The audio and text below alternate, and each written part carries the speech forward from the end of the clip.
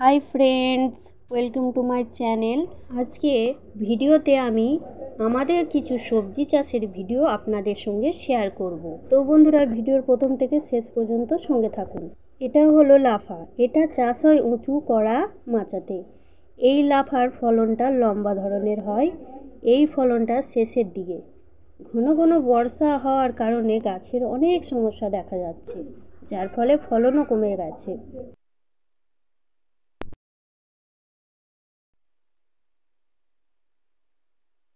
আর এখন মা বাবা দুজনেই লাফা তুলছে।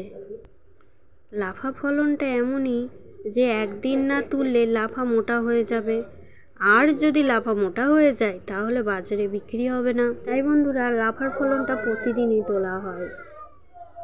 আর যে এখন বর্ষাকাল পড়েছে, দিনে তো ঘন ঘন বৃষ্টি হচ্ছে, ফলে লাফার ফলন অনেক কমে এসেছে।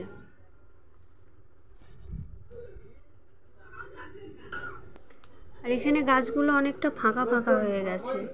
বৃষ্টির কারণে গাছের পাতাও ঝরে পড়ে যাচ্ছে। আর এক পেড়ে সিম চাষ লাগানো হয়েছে। যেহেতু গাছগুলো এখনও ফুল ফল দেয়নি, তো গাছগুলো খুব সুন্দর হয়েছে। আর কিছুটা ডাঁটা শাক লাগানো হয়েছে। ডাঁটা শাকগুলো কত সুন্দর হয়েছে, তাই না বন্ধুরা? আর এখানে আছেন একটা কাকতাড়ুয়া মশাই। উনি তো সবসময় জমি পাহারা দিচ্ছে। আর এই হলো বরবটি গাছ। এটা খাটো জাতীয় হয়, আর এটার প্রথম ফলন শুরু হয়েছে। এটাও লাগানো হয়েছে কিছুটা। কত সুন্দর ফুল জালি এসেছে, তাই না বন্ধুরা?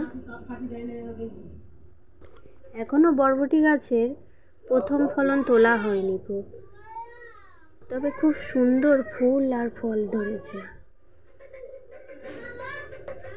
আর এই বরবটির ফলনটা দেখুন বন্ধুরা, কতটা ছোট সাইজের হয়। লাফা যেমনি বড় হয়, বরবটিটা একটু ছোট সাইজের হয়।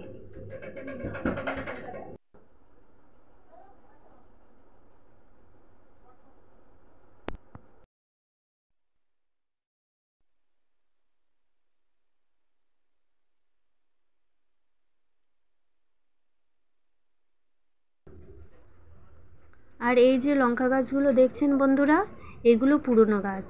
3টে রেখে বাকিগুলো তুলে ফেলা হয়েছে। এই গাছগুলোই আবার নতুন করে ফুল ফল এসেছে। আর এই গাছগুলো রাখার কারণ আগের বছরে যেহেতু লঙ্কা গাছ, এবছর পর্যন্ত আবার নতুন করে চারা লাগাতে গেলে তা কিছুটা তো সময় লাগবে বন্ধুরা। তাই জন্য এই গাছটা রেখে দেওয়া হয়েছে, যাতে কিছু লঙ্কা আমরাও বাড়িতে খেতে পাই।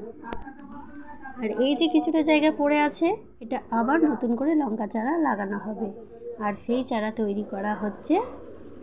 এই যে ছোট ছোট লঙ্কা গাছগুলো তৈরি হচ্ছে।